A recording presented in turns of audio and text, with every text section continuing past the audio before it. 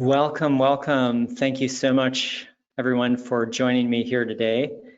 And I would like to give a special warm welcome to those of you who are joining from a strange time zone where you may be very late, or if you're watching this later as well, thanks for tuning in.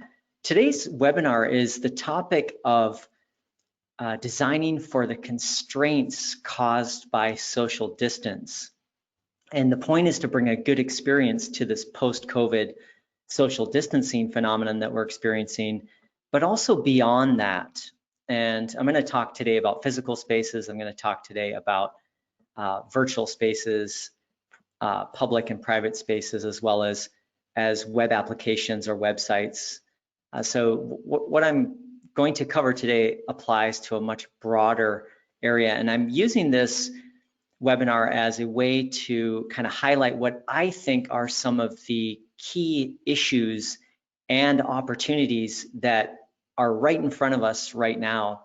So just to put some time around this webinar, this is happening about a month after America's official kind of coming out of COVID-19, which isn't so official anymore. I guess it's because it's kind of continuing, so it was a little too early. I've actually been in Scotland since the beginning of the year, and so I've been seeing COVID-19 from a different country that's been handling the situation very differently, kind of the opposite of the United States. It's very interesting for me to compare the two. But today, what I'd like to talk to you about is what I think are very, very important issues in user experience, and they extend to the software we're using right now, if you're attending this live, to classroom management, learning management. If you have some type of community or some type of social function on your website, you'll also will find that there are issues that you can kind of reflect on from this webinar. So I'm going to talk about collaboration and collaborative UIs. And for me, one of the big challenges with COVID is how to motivate customers, users, your maybe they're your students, whoever they are. And maybe we can apply some of the things we already know is really the theme that I'm driving at here. I'm Frank Spillers, the founder and chief experience officer of Experience Dynamics, and started out in the mid-90s with virtual reality technology, and today I lead a team at Experience Dynamics. Just wanted to say this particular webinar actually jumps on the heels of the first webinar I did, which was called Designing During Pandemics, and that webinar was a month into the COVID back in April.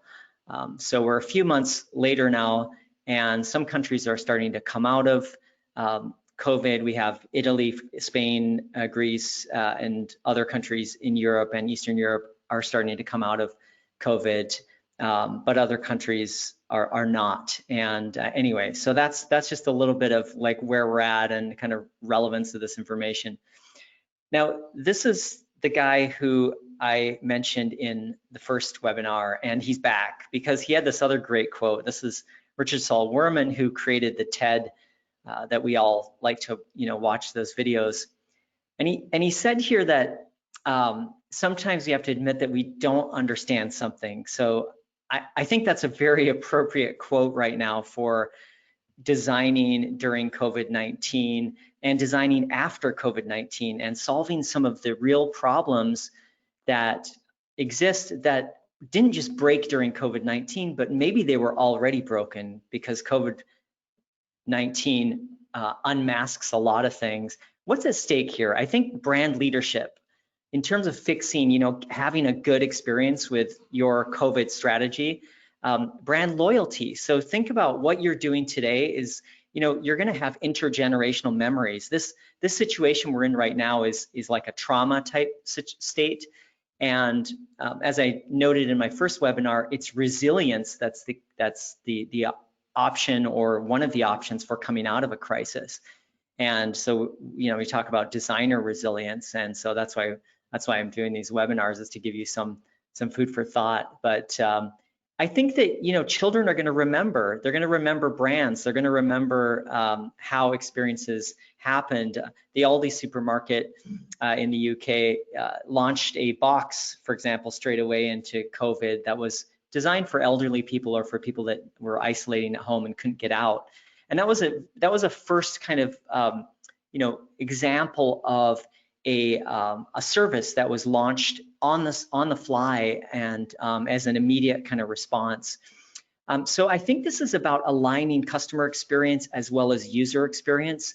You're seeing a lot of the strategies now are going to follow an app with a service. So it may have a physical and a virtual aspect. And really we're in that era where products and services have overlapped, or at least mobile apps are springboards for services, microservices, or for other experiences that might, you know, lead back to something on the web or back into the physical environment.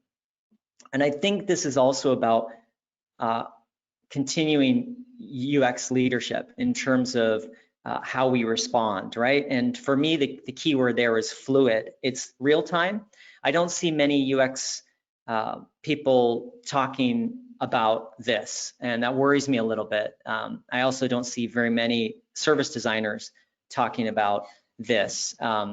So I think what we have the opportunity to do is provide memorable and branded kind of customer reflections. It's all about the reflection when it comes to emotion design and when it comes to understanding emotions and their role in product service interactions.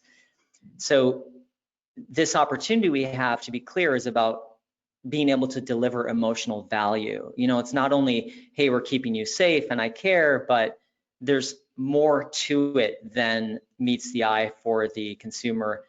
And of course, it's providing practical and guided information and advice, and maybe also microservices like this Aldi one. But also it's about adapting, right? That we kind of don't have a choice. So it's about business resilience, but also designer resilience. And I think we need to, you know, embrace what's in front of us and learn and think and move quickly. If you look at the Italian brands, when COVID first was at its peak in Italy, which is around April 2020, this is what Italian designers were saying: reevaluating everything. Sparking human innovation, the mix of digital and physical. These are actually clothing designers, by the way, to be clear, of physical and digital being more connected, right? Post-crisis consumers will value different things.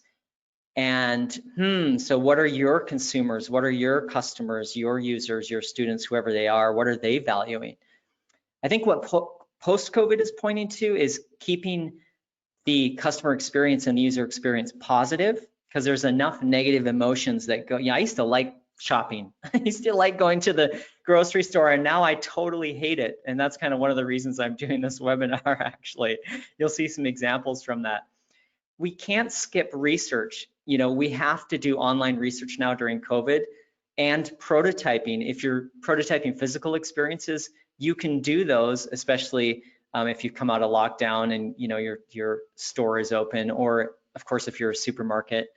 And testing, you know, in other words, going back to how do we create great experiences? There's no excuse during COVID to just scrap what we know works for a good CX UX. And also, it's like, don't assume it wasn't already broken before COVID. Stay connected, right? That's our message. Stay connected. And we notice now during COVID that social connections matter more than ever, right? And so that's a theme. I'm going to welcome you to COVID University. For those of you who've just joined us, that's what I'm calling it. Let me throw a poll up for you and ask you a quick question here. How's your resilience holding up?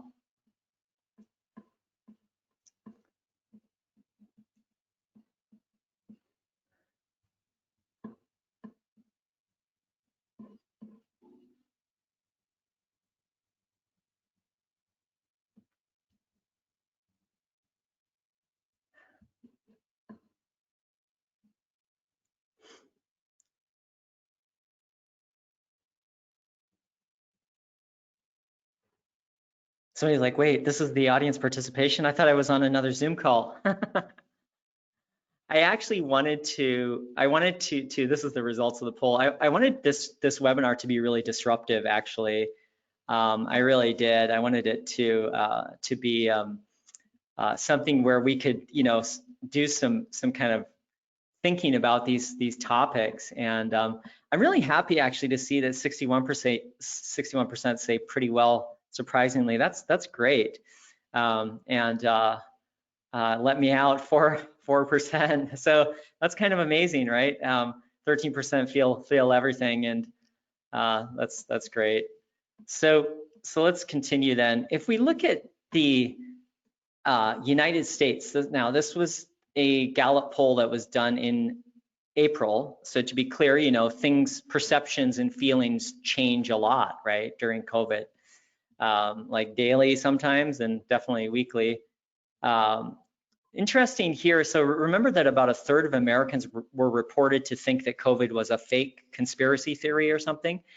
And so, you really notice, like with COVID, the failure of political leadership, but then you notice the failure of other things around you in your own life, or as a designer, or in your company, or in your process.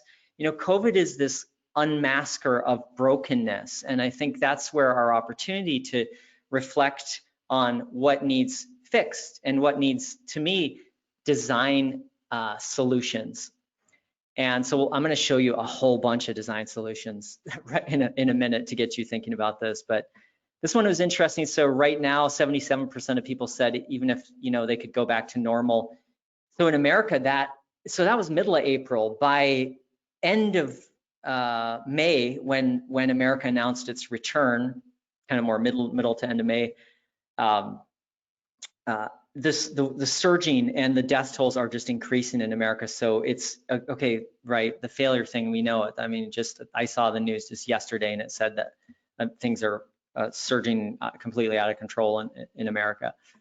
And in states that opened too early, and states that didn't take social distancing seriously. And you compare that to the UK, 9% of people, and again, this is middle of April, said they only want things. And the reason they said this was because, for example, in London, less smog, quiet, less congestion, less having to hustle across town and take the tube to go to work, and things, just small quality of life things, and other things too, like the government provided a rolling coverage of benefits, not just a one-time payment. In the US, it was a one-time payment, so less to worry about financially if your government's taking care of you. Like in Denmark, they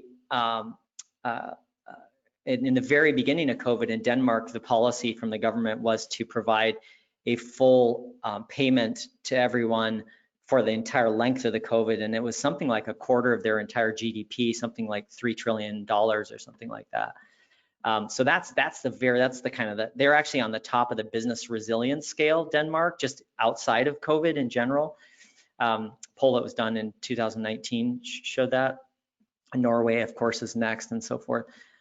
This interesting poll here is, gives us insight into, are you afraid of contacting it, right? So it's this uncertainty. Well, what does that mean for us as providers of services, of designers of experiences? It means that we need to do whatever we can to create a good experience so that customers and consumers feel good when they re-enter with COVID, right? I mean, maybe that's why you're on this webinar or watching this later. I actually think that if you are watching this, you are one of the few who are paying attention. And I think it's really important to pay attention and to learn and continue learning and to be resilient. Here's a really tough one for us, that this is just a few days ago, earlier this week. And that's why I included this in the first webinar as well. The cause, it's not climate change isn't the number one, it's the loss of biodiversity. Biodiversity meaning the animal and plant world is being destroyed by human interventions and human, our technologies we just throw away. So this is our next huge elephant in the room crisis that we're running out of time on. And here we have a warning from the UN, the World Health Organization, the World Wildlife International, saying that there's a link, right? The fact that COVID is a zoomorphic, it comes from an animal. There's a link with it's been stated a few times that it was essentially caused by the lack of biodiversity. So, you look to the origin of something, root cause, what's it showing us? And then Jane Goodall issued this kind of ultimatum for us as well. So we have some work to do, and this is just not, this is something we're not ready for. It's definitely broken. Practically, I mean, look what's happened during COVID. We're now shopping less. Everything's moving sort of more locally. People are growing things. Of course, in the Northern Hemisphere, it came during our spring and summer, so it's easy to do that. But these ideas of shortening the middleman, a lot of the food suppliers and the restaurants and the industry are looking at ways to do this as well, because consumers want it even more. So we're being told that we're emerging from the crisis, right? But then we're being told as well, this is June 19th, we're going to be living with coronavirus well into 2021. So maybe post-COVID isn't the right name for this conversation. Just like the first wave, second wave, that's nonsense. It's really a continuation of the first wave. So the things that I think that are that I'm going to focus on here that I think are themes are customer service. You ever tried calling Expedia to cancel that business trip or that vacation you had? I just had an interaction with Airbnb, and these things take like 4 to 6 weeks to sort out. And the woman was talking jargon. I couldn't understand what had happened. And it was just, she was talking in circles. And I think people are stressed and they're busy and possibly offshore. So, but it just, the language didn't even make sense to me, but I really did not understand what was happening, and still don't with that particular booking that I was trying to get the money back on. So customer service, this isn't even a real kind of emergency. This is obviously a pandemic, but this isn't an emergency. So what happens when we have a real emergency, right? Service experiences, right? So service experiences are definitely under the microscope because that's where all the action is. Now, if you're like, well, that's not me, then you're just gonna close your ears. You can learn a lot from service design. So don't shut down just yet. If you do UX, if you do digital design, if you do anything with any type of experience, this is a sister type of activity, and we can learn from it.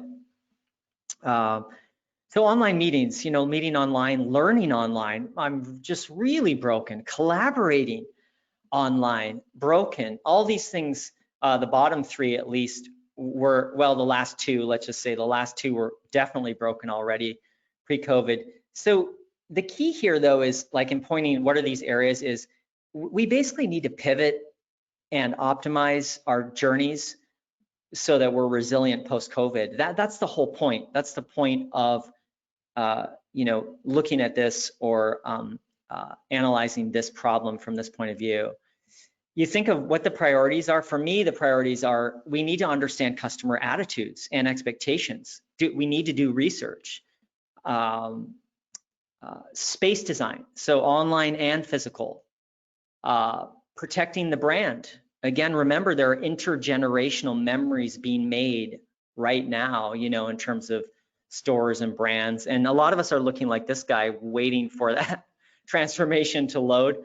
But, COVID has shown us that there are definitely problems connecting while at a distance. Like I said, you can see that social interaction, I mean, actually talking to your friends and family and, just people in public, has really been shifted. And for me, that means that we need to come up with, as designers, we are almost those organizers of interaction, right? Interaction designers, we call ourselves. So is there something we can do? I'm pretty sure there is. Privacy, maybe you didn't think about privacy, but protecting privacy and advocating for privacy, an important area in this kind of problem space, as well as understanding how to navigate these spaces, physical, social, and online. And then I think most importantly, we need to protect and nurture our social interactions as well as our social interaction design. And if that's a new kind of phrase or term for you, you've come to the right webinar. The best way to learn about that is look at the picture on the right for a minute. This is in Thailand. It's great.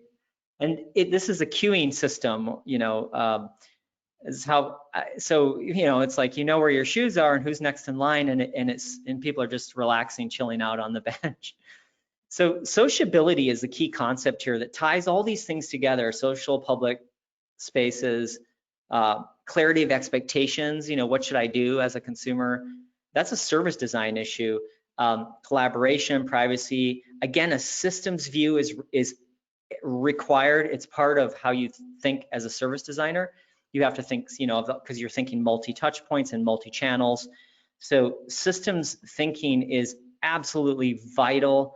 And if you've never done it before, this is the time to learn about it. I touched upon it as one of the tools in the first webinar, Designing for Pandemics. So the other one here, motivation and compliance, right? You need to get people to, it's like for your safety, for your health. Is there a way we can gamify that? How do we retain or improve good social interactions and good user experiences which are inherently social? So let's start with public and private spaces, okay? Starbucks is ripping out their store layouts right now, speeding it up, the news reported in June here. But this quote from the CEO of Starbucks is really excellent in the sense that elevate the customer experience for this new era, right? So that is what we should be doing. Now, to take Starbucks down a notch, because I think they deserve it.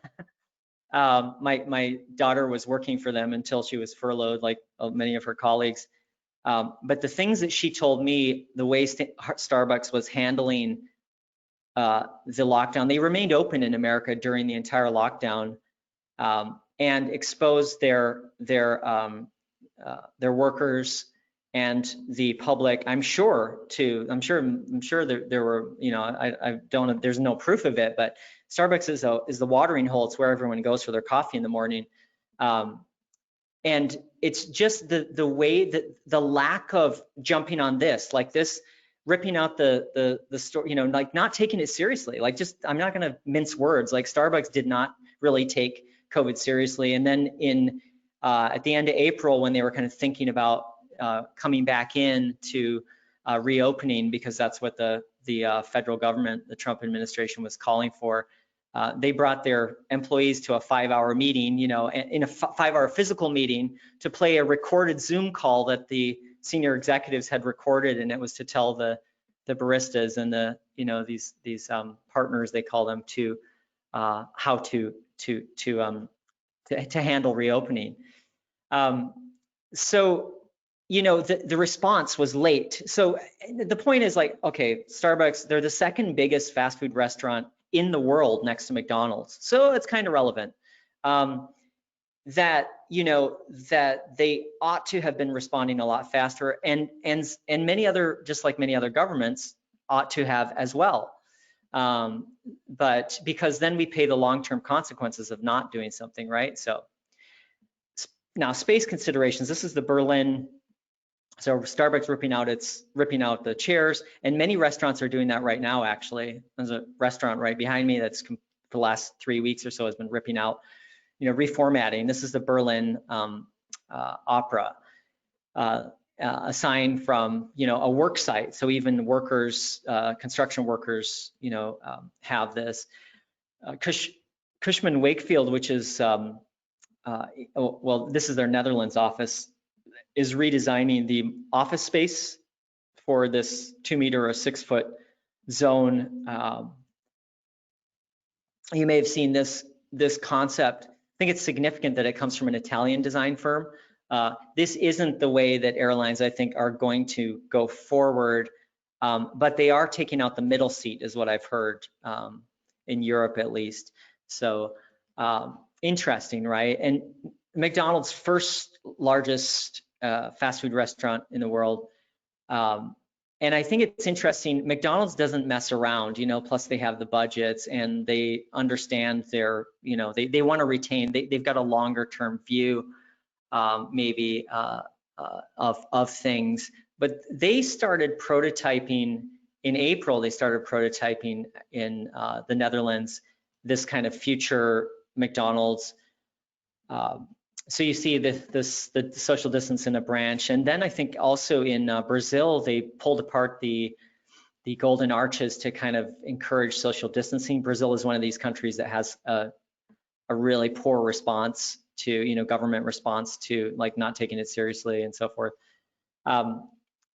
You see more of McDonald's prototyping here, and interesting, right? And then this one kind of I thought was interesting because you have emotional cueing or hinting, right? So it's almost like encouraging people what emotions they can have, or reminding people like smile at a safe distance. That's a really good way to get a message across. It's a little more gentle than the kind of policing approach. And some stores have taken to the policing approach, you know, where it's like actual like physical guards that are forcing, you know, maybe you've been to those stores, or maybe in your country, depends on your country. Some countries will, depending on their kind of makeup, will respond with a very authoritarian type of approach. And maybe that's not a big deal, but from the perspective of the United States, oh, that's really bad, you can't do that, right? So gating, of course, is part of the experience here. So it's go here, go there, you know, and you walk into a store and you're like, how do I go? Where do I go? What do I do? You know, so gating is actually really important, and understanding the flow and understanding like the crash points and, you know, like trying to keep that pleasant and clear, I think is really critical. This is a concept from another Italian team for the public train. And, you know, and so you have like the queuing has got to be in the space. It's got to be kind of built in, the shielded glass, and then the circles that you see, for example. This is Domino's that just yesterday, so that's like the 25th of June, 2020, just yesterday started this. Now, I'm wondering, and again, it's kind of critical, but I think we sort of have to. I don't think we can sugarcoat and be like, hey, you know, cool designs. They're like 3 months late, but and the reason was because this particular design idea, I was brainstorming with my team like back in early April, I think it was early April, and I was like, and it was actually talking about Starbucks, and I was like, why doesn't, when my daughter was explaining the way she was, you know, she was on the floor cleaning all you know, with that brush like for 2 hours and just going around cleaning everything, and you know, no masks and no gloves, just and customers coming in and so forth and so on. And this is occurring all the way up to, you know, just very recently, but where they've moved now to just a drive-through in the last like month or so, three or 4 weeks. But with regard to this idea, just a door that turns into a pickup point. And I remember I was like, because you know, I don't know about you, but you know, the ideas that you see that are not happening are as interesting, right? And why it's taken so long is, I guess, as interesting. It's almost like, you know, I don't know if UX people are in government positions. I don't know, if, you know, I'm sure they're not. And maybe they're last to be consulted. You're relying on traditional decision makers who don't really understand the nuances of what we're talking about here today. So the designation of space seems to be a theme, right? So you know where to go. And the question that I'm asking myself is, well, what do we already know about spaces, right? And again, it's to this, because it's like if we know stuff and we value it, why doesn't it come up during COVID? Why isn't it part of the discussion, right? Why aren't we looking at retaining? Why can't we do measures but also retain a good experience? That's the philosophical question we don't have time for in this webinar. But there are things that we know, like, so for example, Morabian, this is from the 1970s, so that book is, the examples are dated. It's very 1970s, like the examples, but he's an amazing researcher, actually, Morabian. He actually invented a whole emotion measurement scale as well. I remember finding his book years ago and kind of being a little blown away with it. But here are two books that chart this. Interesting, this, and also there's research here in the second book that by Carr and his colleagues that show that we have this need to maintain a link to the rest of the world, right? Public spaces are actually really important. They're where we communicate. They're where we come and meet, have this kind of common ground, right? You think of outdoor spaces. Whoops, let me go back one. Outdoor spaces. Here are three different books on environmental psychology, behavior in public places, and the impact of environment and how it shapes our lives. So it's not like a new area, like in terms of outdoor. Indoor spaces, three books here that map the kind of like, our social behaviors. And so I think these things are like really important right now, right? Because of COVID, they're really important to understand.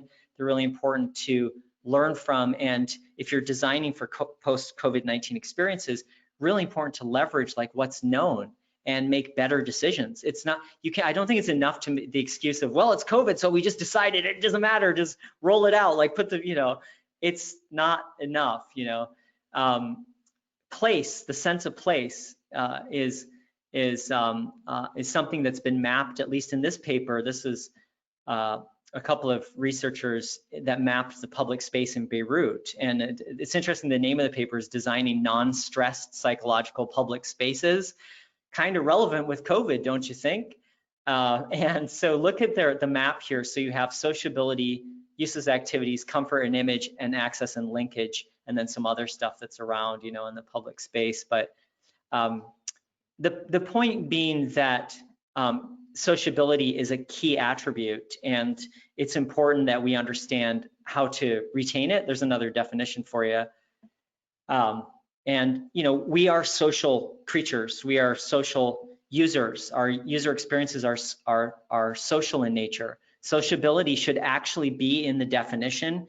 If you look at, I'm going to recommend a book for you to read at the end, but if you look at the research that's been done since the late 90s in social neuroscience, it kind of is leading me to believe that sociability is something that should have been added a long time ago to the definition of usability and UX. So let's move to privacy.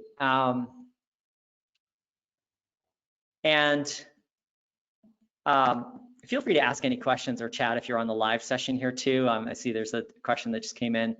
So what is your privacy strategy? Well, what does privacy have to do with this, right? And so Zoom found out what it had to do with it, because Zoom, this Zoom bombing, it actually invented a word called Zoom bombing. Someone entering a Zoom session, getting that and hacking it basically. This is actually so Zoom kind of fixes security updates. You have to now have a lobby and so forth, but there are some existing issues with it. I think the main stuff though has been resolved, but they found out, the Zoom CEO was actually really great. In terms of his response, he just admitted it straight away and said, we totally screwed that up. We missed that. Privacy is becoming a huge issue, right? This is a real backdrop, but you can buy these green screens, like that one there. I'm not endorsing that product, so you might want to check the reviews if you think that's cool, Facial recognition. This is a camera showing all these countries that are green are actively capturing facial data. Only the ones that are red, like Morocco, I think is the one is not, and pink, they're thinking about it. Most of Africa and a little bit of Papua New Guinea, it looks like. So the issue with privacy right now is tracking and potential erosion of civil liberties, potentially if the politicians decide to keep it going or to manipulate it, right? We just did a study for a client on privacy and asked users if they were okay with having their data tracked for COVID-19. And I think like about a third of them felt like they were not okay. So most of them said yes. If it's for health and the public good, then it's okay. What's interesting though is face recognition doesn't really work anymore with the masks, right? And so in terms, you may have noticed that with your phone when you try and log in. If you have a new phone that uses facial recognition, like an iPhone, to log in, it doesn't work. So facial recognition or monitoring is not going to work if we're all being asked to wear masks, right? So tracking is actually the key issue here. Contact tracing, of course, is the thing that applies to it. And some countries are starting homegrown. Norway and the UK tried to do their own homegrown, just very recently ditched that. And the UK's just, like even this week, said they're going to use the Apple Google decentralized app. This is the Singapore one at the top, the blue one. And this is the news about that one, that people in Singapore are starting to get upset with the fact that the government is overreaching a little bit and forcing and potentially using that to track everything. So let's talk about that Google one. Yeah, local data user owned is the key. That's the Google Apple one. Actually, one of the users in our study said that she was upset with Apple for caving into Google. And these are just average users. These are not privacy activists or anything like that, but just one user. She said, I thought that was interesting that she thought that was like a sellout or something. But the two companies have come together because they control Android and iOS. They said they're taking a privacy approach though. So let's examine that for a minute. Norway actually ditched its homegrown app, citing privacy concerns, right? So what is this Google and Apple tracing app, right? So this is basically how it works according to Google and Apple. And the idea is it's anonymous. I won't spend a lot of time on these slides. Here's another one. The technology down here is, I think, the beacon keys. So it's down at the operating system level, and there's no personal information, identifiable information that's involved in that. And that's basically the key, that the data is local and it's not being shared up to the cloud, because anything that goes up to the cloud or, right, is potentially in violation. So let's talk about this concept called privacy by design. There's an example on the right-hand side. It's an app called Jumbo, and it is an example of these new kind of decentralized apps where all the data is stored locally. In fact, you can download your entire Facebook history, like all your posts on Facebook, you can download them to your phone and literally own that data. If you're wondering what is the deal here, the deal is that Facebook owns your data and monetizes it, and it's an advertising platform, right? And so when it comes to elections and things like that, we're in this sort of tenuous area where we really need to care about privacy as citizens, but as designers, we also need to start baking it in so that it's right away, proactive and preventative. You know it's going to be violated, so be proactive, be ready for it. Make it the default setting. Embed it right into the design. And don't play the, oh, well, it's for your security, like, so we need to, compromise your privacy. No trade-offs, win-win for both sides. Full lifecycle protection. So that's basically what HIPAA in the United States, it's for your healthcare information, does. And, if, like, everywhere your healthcare data is, it be destroyed if it's being kept, and so forth and so on. So that's important, as well as transparency, so that it's an auditable system, so that it's not going to be used for nefarious purposes, illegal purposes essentially that violate civil rights. And then finally, of course, respect for user privacy. Keep it user-centric. Think about the user's needs. So don't make it difficult to configure. Don't make privacy the configuration thing. Bake it right into the design. Facebook is not a good example of this. They have improved, but just recently in the spring of 2020, when Facebook rolled out its latest privacy guarding settings, a user in my study was confused by that and concerned even more. So the whole configuration game that Facebook has you going around turning this, turning, you should do that. But for a lot of users, it's too much. It's overwhelming. All right. So now we get to social distancing, social and emotional considerations. It's all about the mask, isn't it? I love this mask. What's important to notice about this mask is, it's funny because on the last webinar, the designing for pandemics, somebody asked me, how do we retain, seeing the smile of the face? Because if I was to talk to you, look how different that is. I actually meant to bring my mask, but look how different that is if I put my mask, if you're looking at my video. It totally changes things, right? You have no idea whether, so the emotion is missing, right? Because we get our emotional cues from like this area. So I mentioned this, and here it is, and I'm like, that's so great, but it wasn't designed for COVID. It was already designed by this cancer patient nurse and storyteller, Diane Battard, and she designed it. The reason she designed it is the most important thing, is that she imagined how excluded and rejected during that state of a cancer patient, and then you don't have any social contact, right? Because of the mat, right? It's like you see in the image, that's her actually, that's Diane up there. The other great thing about this mask is it's sustainable, it's eco-friendly, it's biodegradable. It's being produced now by the millions and millions. It's on mass production. So this mask this is not just a side thing. A lot of the things I'm showing you are just ideas. Like this one on the left, I think is a little bit of a concept.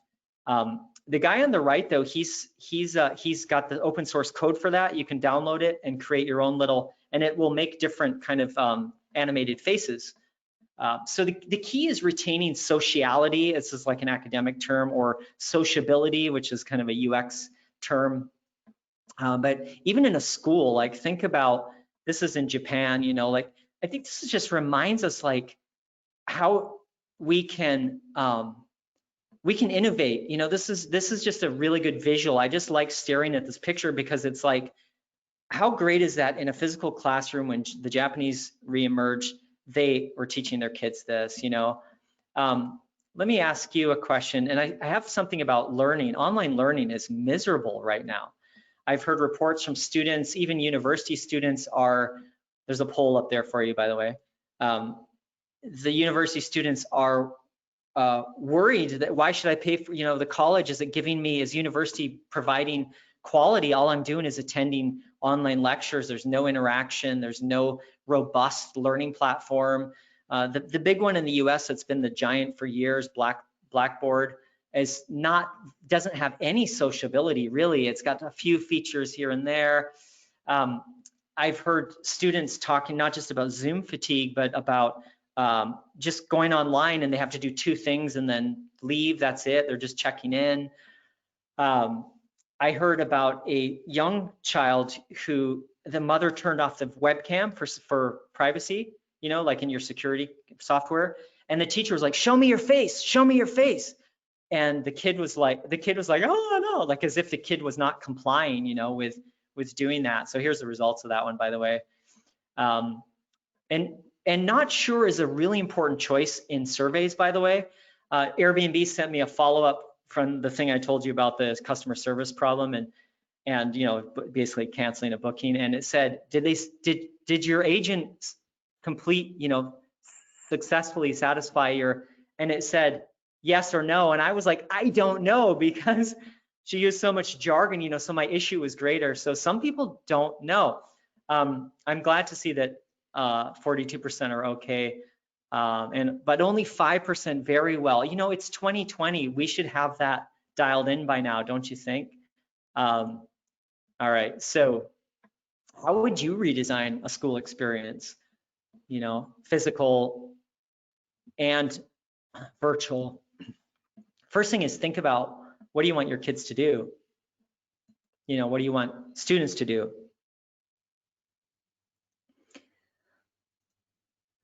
You can chat you can answer the online chat, or you can think about it too as I continue to move through more examples here to get your brain working. But how would you design that? I mean, for me, the first thing is go back to, what do we know about learning, just learning in general, and then what are the problems with online learning in general? The great irony, of course, is this webinar that you're on, it's very limited, right? I can't see you. Why can't I see like at least silhouettes of your head? I have a whole bunch of ideas actually for improving online learning, but one of them would be to have contact with the audience, and maybe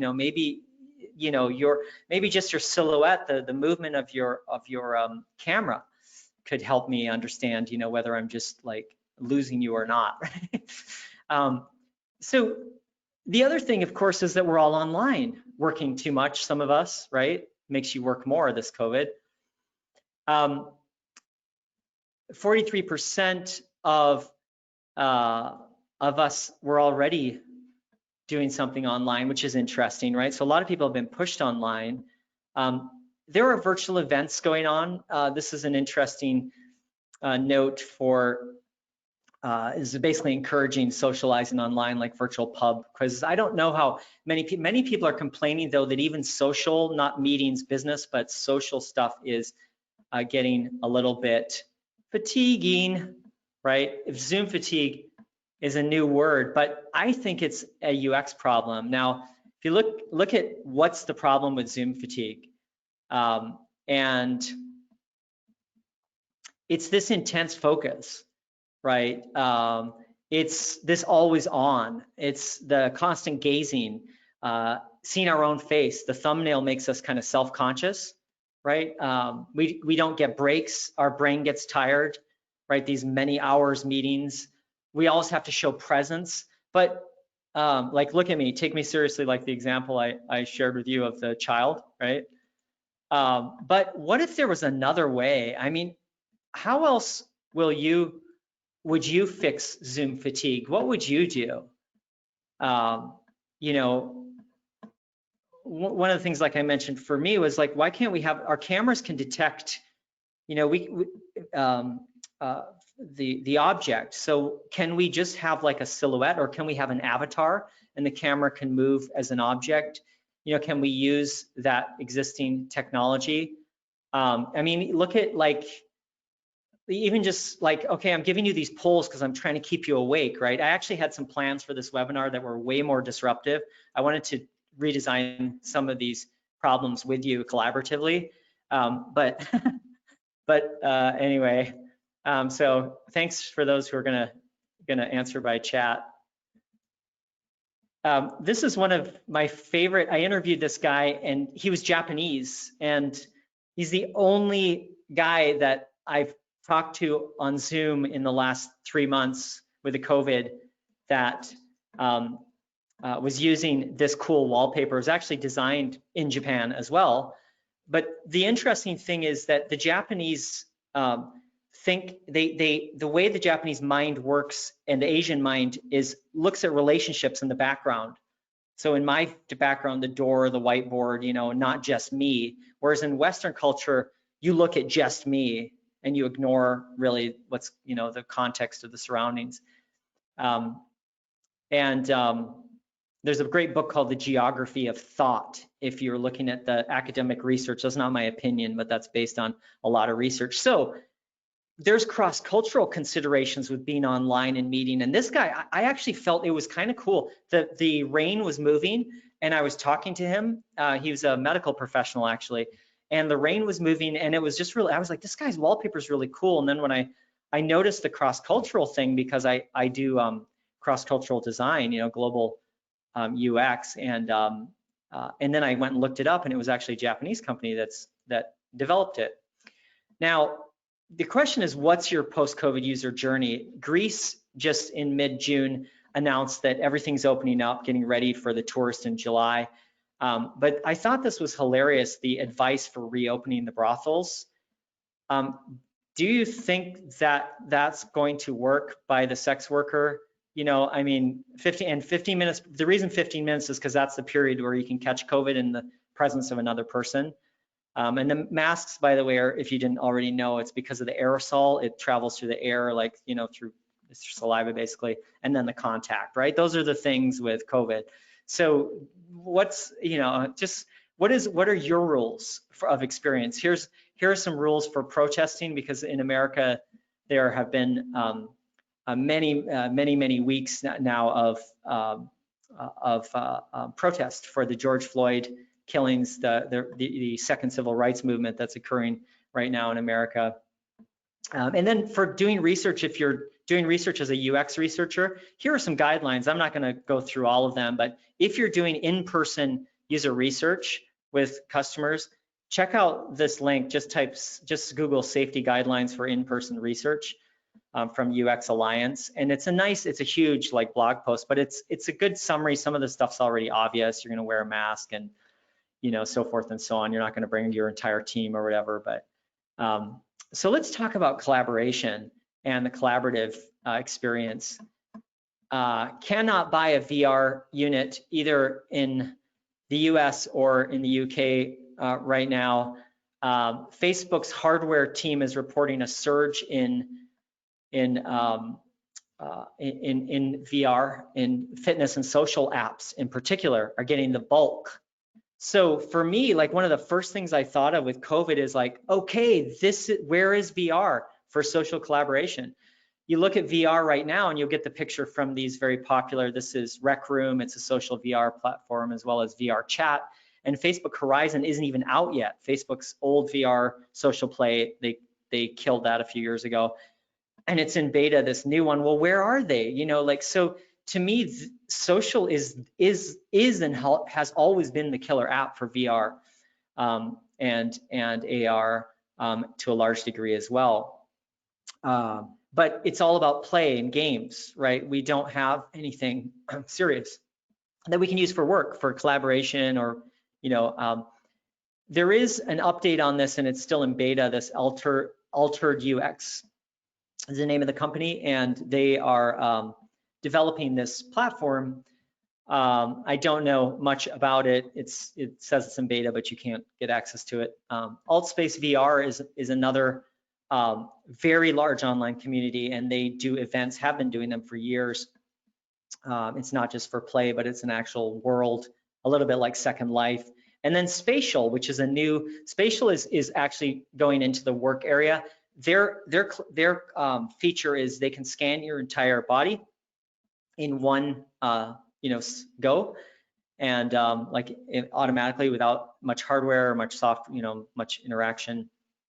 And but the key here, and the reason I'm showing this, you can learn, even if you're not VR designer, you can learn from VR. Avatar sociality is really important. Social gestures become very important. The handshake they're using, the avatar can shake hands, can high five. These things I think are even more important now, right? More important than ever. So get some water here.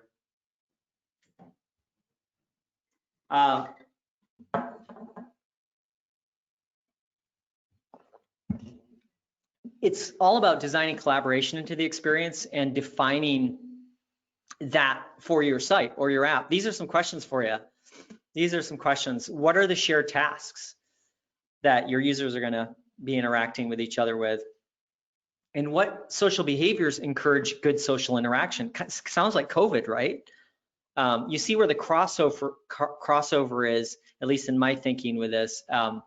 What taboos, issues, and problems block interaction? A hint here, privacy is hugely important in virtual worlds. It will be very important, for example, with young children as well. So you see experiences like VTime, which is another popular social virtual environment. They added a bubble, a protective bubble, many years ago actually, because so many women were being harassed in VR. So that's an example of what issues, taboos, what do you know already about what's broken about the thing? And great quote here, of course, about that this is like a default, for us. It's not like a side thing. And if you learn from VR, it's about improving our communication, our collaboration, and our coordination. That was VTime back there real quick, by the way. And you'll see here that they're enabling an experience for children, vulnerable children during COVID. That's kind of cool to see that. So communication, what social effects, what group effects or social behaviors accompany the activity you're doing?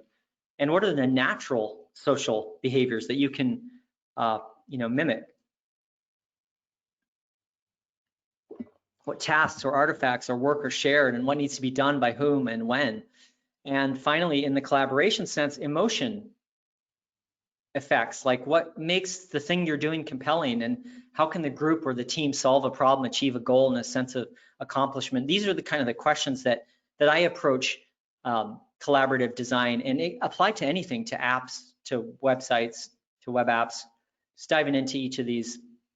So in VR, you can chat verbal, there's non-verbal, there's emotions. You can express, okay, you see the emojis here. How about mood? How about mood in your app? How about mood in your online platform?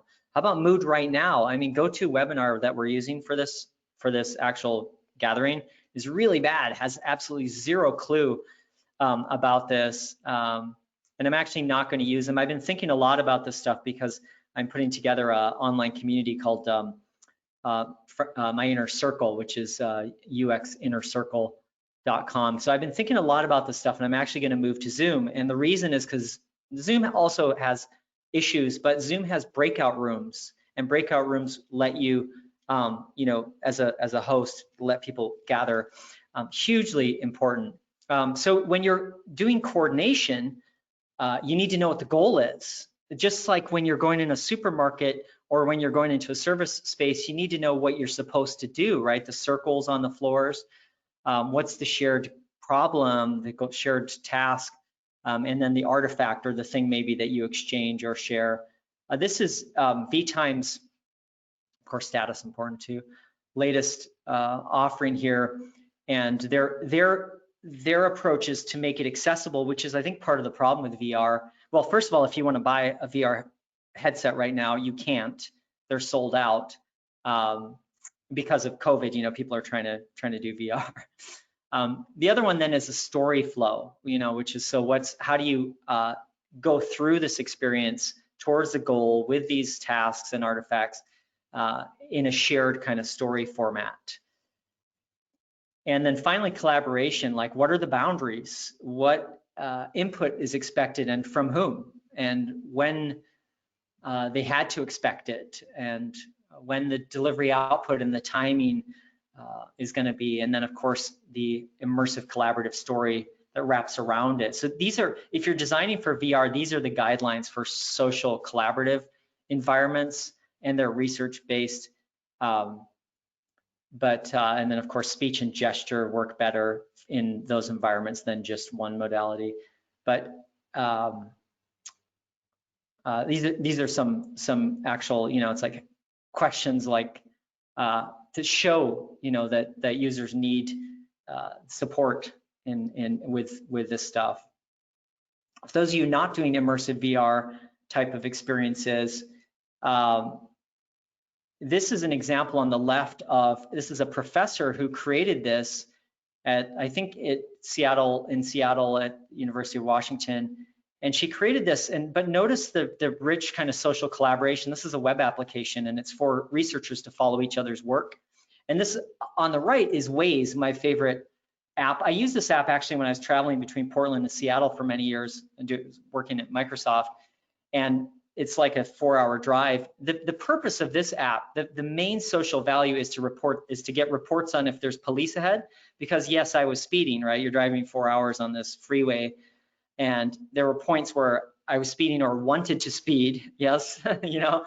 And so this app, that's the social and emotional value of this app, is that it provides that. So the question is, how can you bring your users together around what are you bringing them around, and when, you know, and what's the content or the action, the activity, the trigger that kicks that off, and what shared features or content would benefit all or all users or some users, what kind of emotional or social gain can they get? Let's go to the last period, and we're getting up on the time here. So go ahead and start putting your questions in the chat if you're on the live version of this, but let's talk about motivation and compliance and maybe gamification. This return COVID concept from this French firm is showing that it doesn't have to be about the straight lines. It can be playful, right? I wanted to just share with you a video, short video. So let me see if I can bring that up.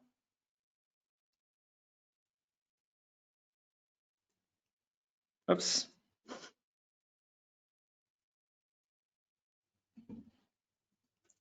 There it is. Okay.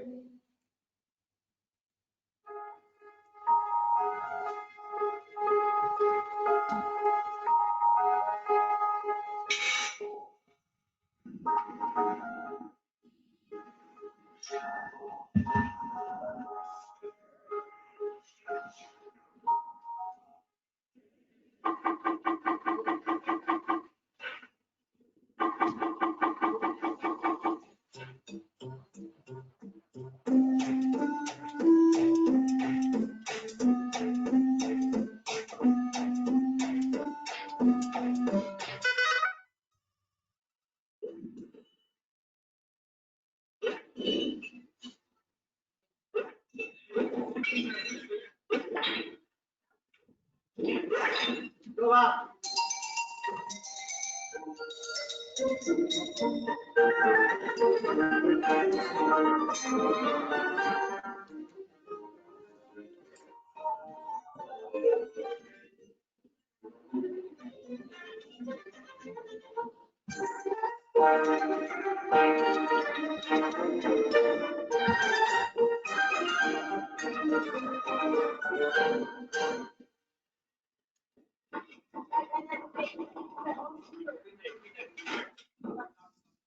All right, so maybe you've seen that before. The that's from Volkswagen, but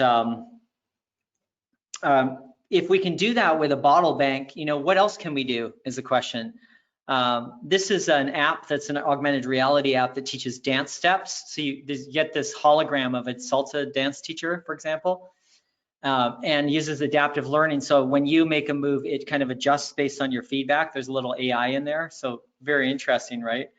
The key is guided discovery, added with confidence, a message of confidence, and a service interface. So this is actually from my gym. This is their reopening video, and what they've done is they've changed the gym so that, see the squares, those are the spaces you're supposed to stay in for the social distancing. They also branded it as well, train safe. And then there's an app, right? So that would be like a service interface example here, with knowing when to go in when there are less people. So using their app. So they're leveraging, this is a chain in the UK. It's one of the biggest gyms. Very interesting. I just joined it right before COVID, actually. I didn't even get to use it. And I don't even think I have the app, but this is an interesting example of leveraging, you know, what's already there. It's got to be contextually relevant. So this is a great idea, because I don't know about you, but I've been opening a lot of gates, not doors, but gates, you know, with things that I can with my feet or elbows, right? It's the elbow thing. I love this one. You can actually buy that. That's an actual product. And this is an example of a service artifact here, in at least in the airline industry, and this is Emirates, giving you a face mask, gloves, you know, giving the user those things. We also know that staff need to reinforce the behaviors. Can't just be the you know, the all on the customer. You got to see the staff doing it. There's so many stores that I've been in where staff just get right in my face. They don't care. They're not, you know, it's just incredible. Of course, infographics have taken a new place in the whole COVID area, where you know, visually showing that stuff so that you know what you're supposed to do. And this is from a supermarket, showing their measures of how they're dealing with it. This is actually from my office that I'm standing in right now. This is just outside the door, but these are signs, you know, to guide people to, you know, and again, here are these artifacts. Please wait here. Please queue, stop here. Turn right, turn left, you know. It kind of boils down to that, as well as hand sanitizer stations, which are going to be everywhere. But this is an interesting one too, the busy times infographic, and using like a familiar metaphor so that you know, quickly know what's happening. The signage should be multi-sensory, I think, and think about, for a blind customer, what are they going to do? You know, think about the accessibility. There was a very interesting news story from an Indian newspaper at the very beginning of COVID, and it was about, it signaled the need for accessible formats for users with disabilities with COVID information. So getting COVID information to people with disabilities. And so it's another consideration, and you just don't hear anybody thinking or talking about that. Videos, of course, help. This is a video from the store TK Maxx. It's TJ Maxx in the US. Sharing expectations and reassurances. They just shot this with an iPhone, and the guy's like standing there, you know, he doesn't have the best camera like presence, but it shows that they're doing something. They actually kind of shut down during the COVID, and you couldn't really buy stuff. They had a very rough e-commerce experience. They sent you away after like a few hours, and like they're only doing a certain number of orders to protect their staff, and so they give you that message there. But again, the infographics, you'll see them again. The Apple Watch is now going to be providing an alert, like a 20-second hand washing alert and a timer if you miss it. This is coming to Apple Watch users. And Domino's, one of these food chains like McDonald's, that's really been on top of this because they continue to deliver. They see this as their sweet spot to increase business during the COVID, right? Sending reassuring messages. I think they were one of the first brands that I saw using all these infographics. And another one was Bowden. Bowden was really early in the beginning, branding and messaging. You know, it's part of their brand voice. They really show that they're caring and they're dialed in, and it's a comfortable place to shop.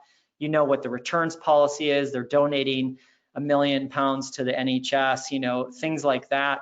But then there's this. Socially rich activities. They have these mini missions on the Bowden. It's a clothing site, and they keep this content going. So they're shooting these at home, but again, it's sort of engaging children, and you know, get over the certain holidays like Easter passed. They had an activity there, and they have little things that you can do and you can win. You know, and it's very, very well a good response from a brand. You know, Airbnb launched this online thing. It's another example. There's the Aldi box, you know, special 25 pound box with your stuff. I don't know who's using the online experiences one from Airbnb, but it's there. And of course, COVID specific products like face masks, right? The Italian designers jumped in, and so you can buy a really expensive face mask. But I think the key is to look to apps where we spend a lot of time, like games and messaging apps. Let me give you an example. In Messenger, in Facebook's Messenger, you can play a game, not just an AR filter like that, but you can play a game, a micro game with the person you're talking to. And I started doing this actually with my daughter. I was talking to her a few weeks ago and started playing these games, and I just noticed them, and I don't even think she noticed them, and she immediately started playing them back with me. She's a student, so she was like really, you know, ready to do it. But that's a really very interesting response to provide that mic. You know, you think people are going to be queuing and waiting for your service, and if it's physical, what can you provide for them? It's clear, and we only have a few more minutes to finish, by the way. But it's clear that we need to conduct customer research. This is a survey that was sent to me doing some research on the expectations for a museum opening. And this was actually very early on. And I thought that's really great. Continuing the ear to the ground and really getting the voice of the customer and their concerns is so important as you leverage existing processes and build sociability into your experience. So contactless pay, right? In the US, mobile payment is actually got one of the lowest adoption rates in the world. Some people think this will be the time that mobile payment takes user adoption in the US. It's still very much a cash-based society. You know, since I've been in the UK, I've been using almost exclusively mobile payment for 99% of transactions because everywhere is enabled and you can do it. But this is a pickup point, a store that's, you know, basically leveraging what they can, and, you know, the drive-throughs, right? The drive-through thing. So I'm going to leave you with one last image, and the message here is to prototype and test. These are tale of two supermarkets where I shop. and one is Sainsbury's. It looks really clinical. This one looks better over here, right? But don't be fooled, because it's Tesco actually that, this is the Tesco one. They have in the self-checkout, these are just kind of like they're just plastic, I guess. The other person is literally like less than 2 feet away. When they get their basket and you put your basket there, they're like, they're not even, you know, so not only is the shield doesn't extend, this is like just a complete waste. So this is the other angle. So these are the two, see these two things here, that's these two there.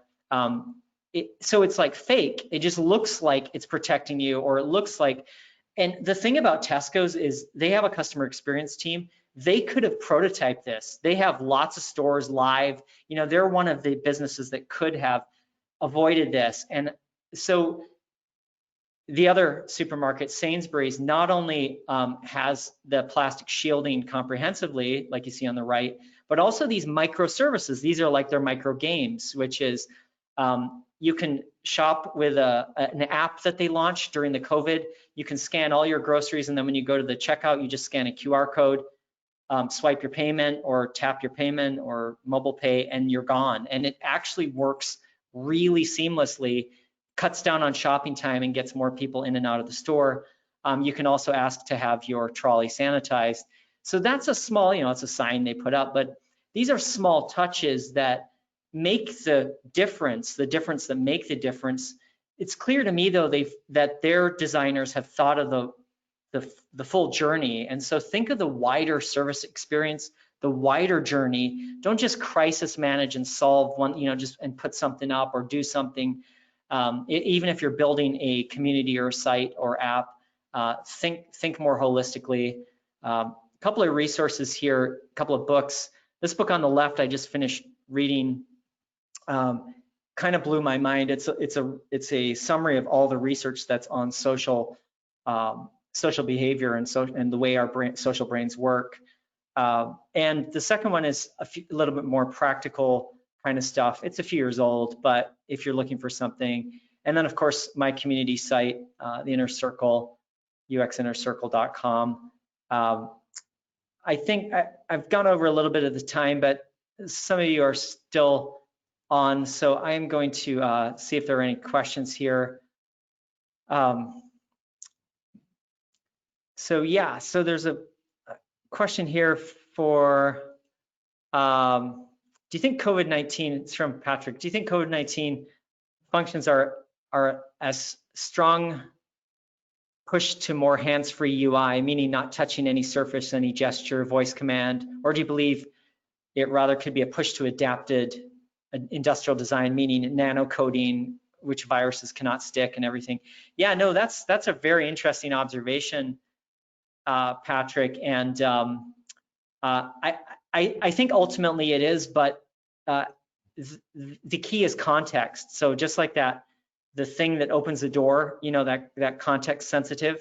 So what makes sense in the context where that interaction or that behavior is taking place? That's what's going to determine the you know, the use of the thing. It could be, I don't know.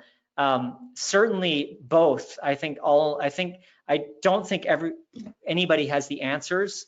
I think the brands and the products and the services and the organizations that are going to get ahead are the ones that stay close to their users, their customers, to test, to prototype, to do research, to examine what's already known about the problem space, and to leverage, at least in user experience design, known things like you know, a lot of what I've told you today of the sociability and the collaborative stuff, there's this obscure field called CSCW, computer supported collaborative work. It doesn't even like run, you know, go off your tongue.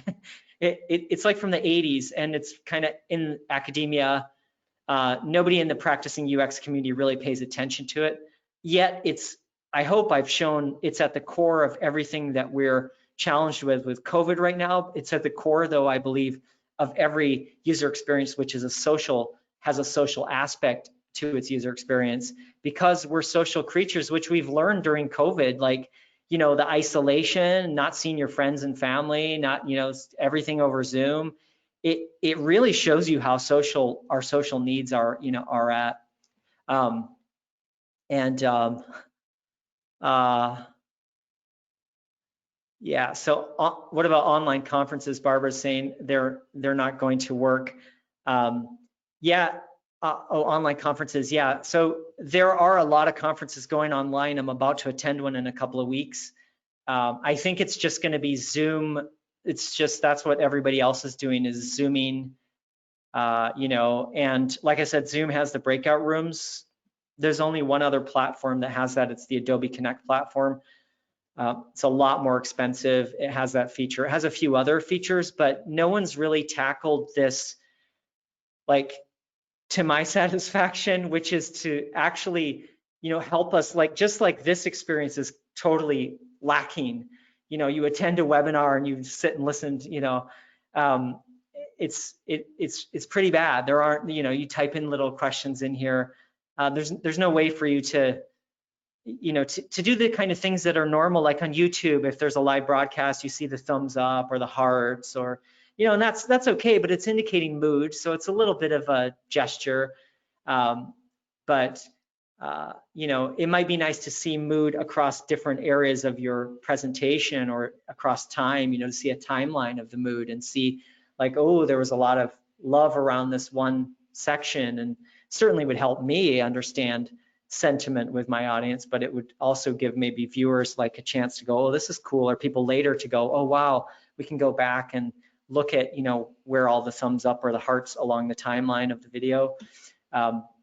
But, you know, the other one with conferences, of course, is conferences themselves are broken. Physical conferences are completely broken. You go, here's the deal, I've been doing it for 20 years. You go to a conference, it's even a conference you like, and you want to talk to people, so you try and talk to people, and, you know, somebody corners you and you can't get away.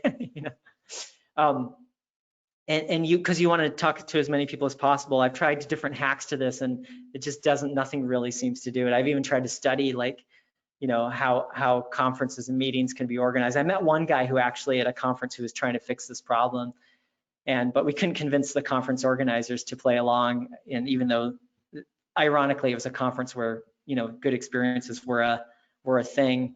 But you know, the problem is you don't get to connect with other people. So there are apps. A lot of conferences use digital apps, and those apps, you can see what's happening, what the schedule is. You can chat to people, or you can do like a global chat.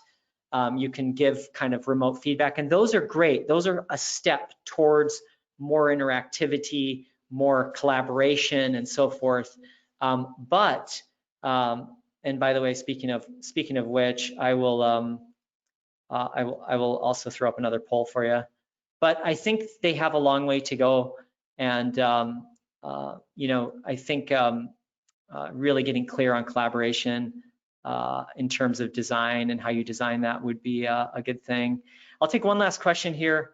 Sorry for running over the time here, but thanks so much, everyone, for your great attention. And I don't know, maybe you were doing something else watching YouTube during this. That's the thing. I don't, you know, when I do live trainings, I got to the point where I have 0 people on their cell phones, nobody falling asleep. You know, in the early years of my training, I had a few people like that in my training rooms, you know, like that would, but in the physical sense, I would adjust or address, and I can't really do that online. And it's a pain in the ass really with online training.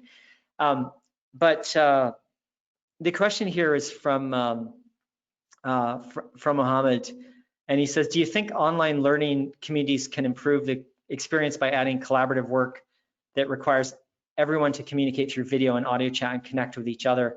I don't think you need to force a modality. Do you remember that slide that showed that in VR, gesture as well as voice were a good thing to pair? You know, we know now, is that a new thing? Is that just a VR thing? No, we know that from you know, and here's the results of that poll, by the way. We know that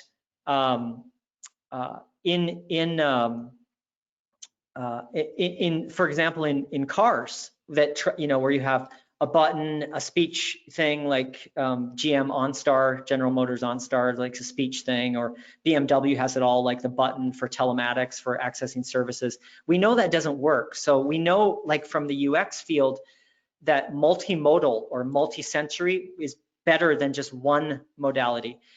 Also, from an accessibility standpoint, if your user is blind, she's not going to see anything, so she needs to hear. But then there's the Zoom fatigue. You remember, I think I asked, I don't know if anybody had ideas about Zoom. Maybe you already do have ideas, and this, it's just, we can't really talk about them here, but there's a comment there about Zoom. But just like the Zoom fatigue issue is that with regard to the format, I had a Zoom call the other day with 3 women. They were all law students, like law graduates. They just graduated, and I was interviewing them, and I started the Zoom call, and I had my camera off. The 2 of them didn't have their camera on, so we spoke like by audio.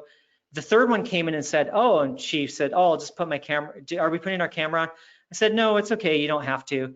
But what I then did is I turned my camera on and said, "I'm just going to turn my camera on to show you it's me, and just to show a visual, because sometimes that helps us humans. Like, oh, this is this guy's voice. This is what he looks like. There's something about a face, right?" And then I turned it off straight away.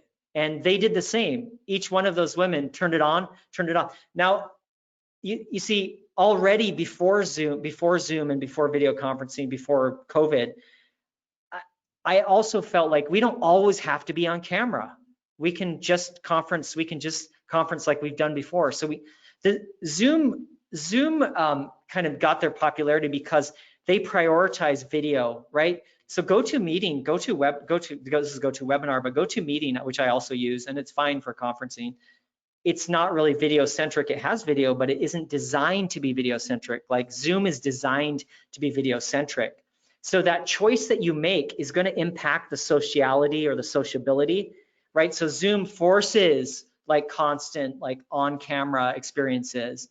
And I think what they need instead is a more ambient avatar where you can join, and maybe it's just, and same with Teams, like Microsoft Teams, they added like background noise, like goes away with an AI algorithm. That's cool, but they haven't addressed the issue of always being on camera. So, like we need avatars, or we need a silhouette. It can just be a silhouette, just like a cutout, and maybe it can show that you're bobbing and moving your head, because we do get some information from motion, I interviewed some children for a study recently, and it's hilarious with kids. When you get kids on video, they're bouncing around. I mean, these kids are literally jumping around, and the interview's like this, and it reminded me that that as adults, we've learned, this is a learned behavior, to face the video,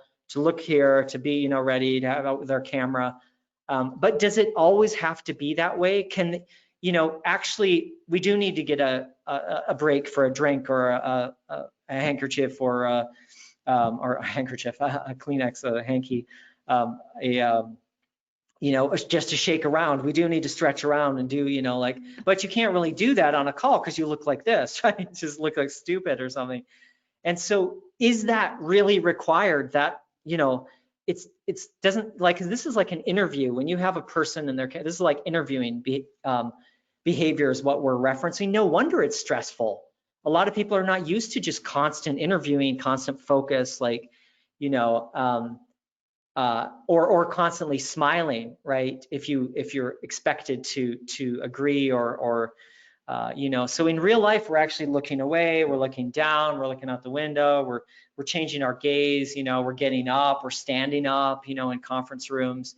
There's a lot more informality, and so we need to figure out how to weave that in, as well as, the option, just like the way that VR community that I shared, it's called VTime, how they have introduced what they call cross reality, so that you don't need to be in VR to participate. You can do it through your phone, or on a screen, like a web browser. So that access, multi-access, just like multi-sensory signage for COVID, the good supermarkets will introduce a very nice kind of reminder by audio. Used to be more severe, I noticed in the beginning of COVID, it was like very severe tone, but now it's like a little bit more gentle in background. Yeah, the attitude of staff, if the staff is not reinforcing it, if they're just like breaking social distancing and going against, the way that they interact with customers, all these things, these are total customer journey, total user journey issues, and should be thought about that way, so that you have an experience that's more like the Sainsbury's one and not the Tesco one. But I think that's all the time we have time for. Thank you guys so much. If you've been hanging on, and I hope this is something that you can actually leverage in your own work and in your own learning with UX. And if you're designing and developing solutions right now for COVID, I hope it also is things to think about and consider, and make sure that you make that experience and that journey a really good one. So thank you so much. Have a fantastic re-entry when and if you get to it, and if you're already there, I hope that it's as strong and resilient as it's ever been. So thanks again.